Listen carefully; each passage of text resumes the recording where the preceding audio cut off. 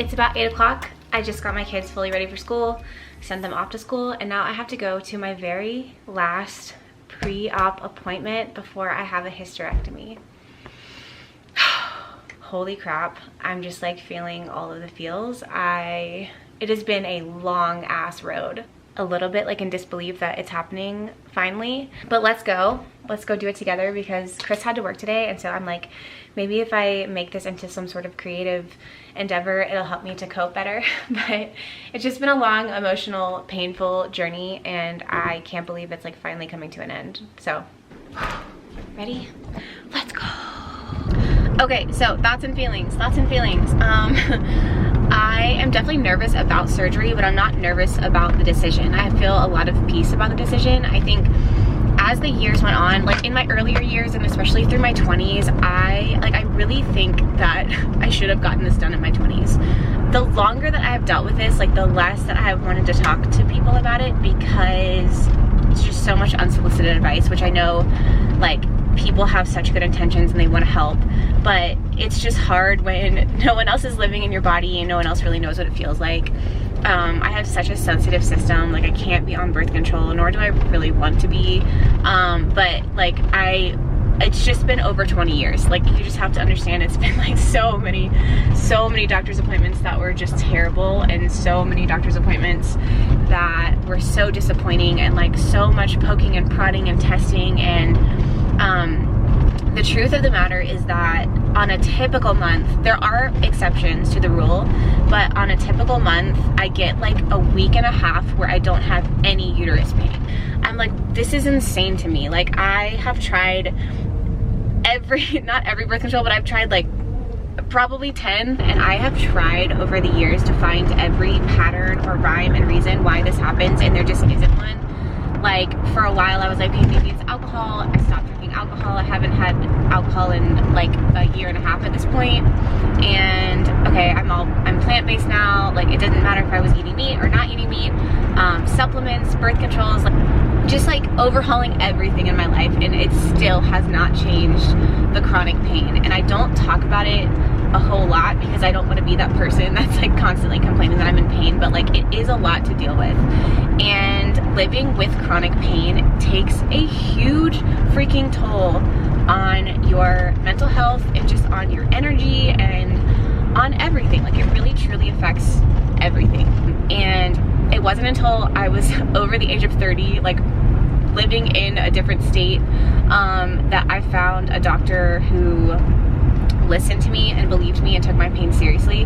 All that to say, if you are living with chronic pain and it's been a long time and you have been gaslit by doctors, especially if you're a woman, like keep advocating for yourself, like keep advocating for your health, keep advocating for the things that feel right to you, because as much as I don't want to be getting a hysterectomy at 35, like I'm so sick of living in pain. I'm so sick of having to deal with this. And then also, just because like I know there's people who like get emotional about like removing their uterus when they've had children, because it's like, I get it, it's like emotional to say goodbye to like that piece that like brought life into the world.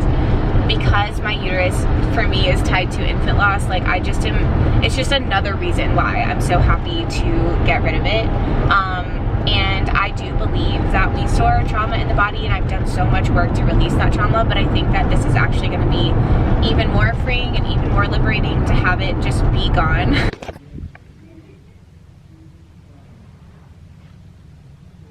Okay, I am back from my appointment. I now only have like less than 6 hours to get my work done, which is not ideal. It definitely put me at ease, and I feel like at peace about everything. I definitely am like, know it's normal to be nervous for surgery. So I'm gonna down a protein shake and get to work. Okay, the first thing I do when I am working is I go to my Etsy shop and I go to my orders page and I check for any existing orders that need to be packaged and shipped out, because I really like to get them out with the mail on the same day that I print the orders. All right, there are 2 orders on here I need to ship. So we're gonna print these labels and we're gonna package these up, and then that will be our first task done.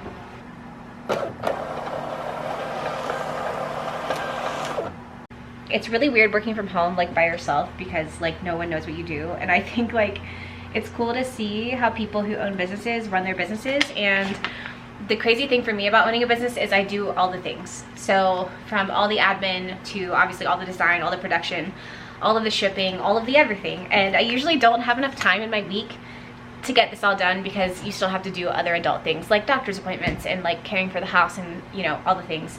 And then you have sick kids and snow days and craziness. So really whenever I have a chance to get a solid number of work hours in, I am taking advantage of it. Especially because outside of just like processing orders and keeping up with stocking my shop, I need time to actually design new products. And that's usually where I just fall behind, because keeping up with what I already have takes all of my time and all of my hours. And so it's kind of just a crazy experience. Designing a new product like from scratch, like if I wanted to sit down and make like new art prints today, like it's gonna take at least 3 to 4 hours, usually from the inception of a design like in my brain to like fully designing it, to formatting the files, to putting it on a product, to ordering that product. And that's usually all the time that I have before my kids come home. So it's just a crazy life, but I think it's interesting to see. So yeah, this could be like totally the most boring video of my whole life, but this is just what my actual work life is like. So this person ordered 2 mountain badge reels. I originally made these because my husband would get the ugliest badge reels from his work. He's a nurse, and I was like, there's gotta be like a prettier option for this. And then I was like, I don't know if anyone's gonna wanna buy these, and I uploaded them to my Etsy and people love them. So they're basically these just a normal like swivel badge reel, but they have this like mountain design on the inside. So I'm packaging up 2 of those orders right now, which actually makes this really smooth because I can package them up at the same time and it's all very streamlined. And then we're gonna get these into the mail, and then we're gonna move on to our next task. The next thing I need to do is go onto my sales report for the local store that I'm in to see what's been selling and what I need to prioritize in terms of restocking in the shop. So once I look at that, I will take some time to process whatever items I need to process to get them ready to go in the stores. Okay, finished prepping. I'm hungry. I'm gonna have some lunch. So I'm gonna eat, and then I have to do, I think, just one design today for someone I know. It's probably gonna be a sticker and potentially a shirt, so I will show you when it's done. And then I have a meeting at 1:30 or 2 with someone I'm doing some branding for, and that should be quick and easy. Feed my body, design the file. Feed my body, design the file.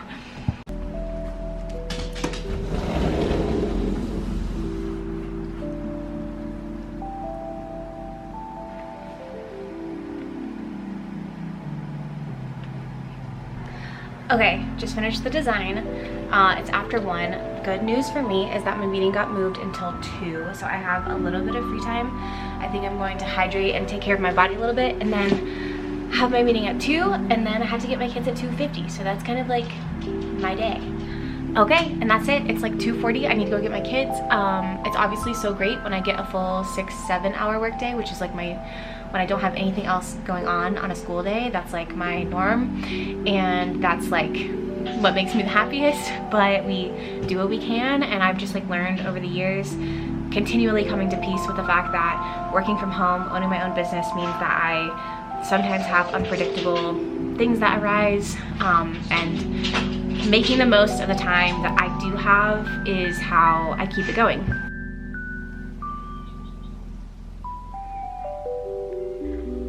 When you have curly hair, you don't always know what kind of curl day you're gonna get. I am 3 weeks post hysterectomy, and this is the first day that I've felt like right picking up my camera. And I haven't been on here very much because I've been healing from a hysterectomy, and then leading up to that, just trying to get my life in order. Let's go get a headband. So my surgery was on April 11th, and it was about 2 hours long. I had a total hysterectomy. We kept my ovaries, so we wouldn't have to do hormone replacement therapy. Okay, so overall, not to fearmonger, I'm just gonna tell you about my experience. The whole process was a little worse than I expected it to be, but so once they were in there was more that they had to do. They had to remove scar tissue from some places, and Anyway, so it was just a little unexpected. So I thought I was only gonna have an incision in my belly button and then up top, but the doctor told me beforehand, like, just so you know, we might have to make more incisions just depending on what we find when we get in there. So they did have to make 2 more incisions, and the healing has just been, like, I guess, slower than I thought it would be. The first 9 days, I would say, were the toughest days. I was pretty much in bed all 9 days. I would get up and walk around the yard. I had like a little loop that I would do. You're supposed to walk a lot as you're recovering to prevent blood clots. It was so surprising and so humbling to walk like a really short lap around the yard and then have to immediately go lay down in bed, but that's just how it goes. And you use your core so much more than you realize. And I know, like, I remember that feeling, like, from after giving birth, just like how like tender, you know, your abdominals are and everything, but it was more like my C-section recovery than I thought it would be. By day 12, I feel like I had a little bit more energy and I was able to walk around a little bit more, but you just get tired so fast.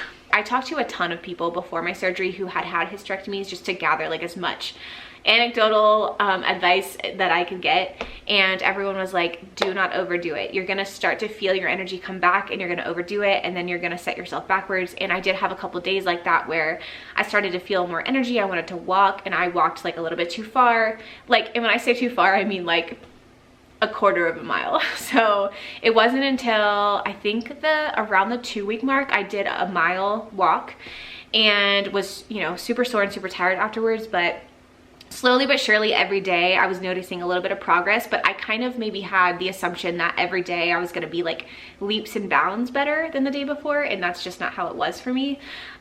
It was like these tiny little baby steps every day. My husband was off for a full 2 weeks, which was incredible. He held down our life. Like, he took care of me. He was my nurse. He was full-time parenting, taking care of the house, taking care of everything that needed to get done. And I was so helpless and so humbled by that experience, and like just so thankful that I have an amazing partner. That first week we had so many people dropping off food and helping with our kids and just like taking our kids off our hands and like just so many things, and I'm so thankful. And coming over and cheering us up and like cheering my kids up, it was really hard for them to see me like that. And I remember even just like in my own life, my parents going through their own medical struggles and remembering that feeling of kind of seeing your parent like immobilized and not able to just like, you know, be themselves and like be a part of what's going on. And it's hard.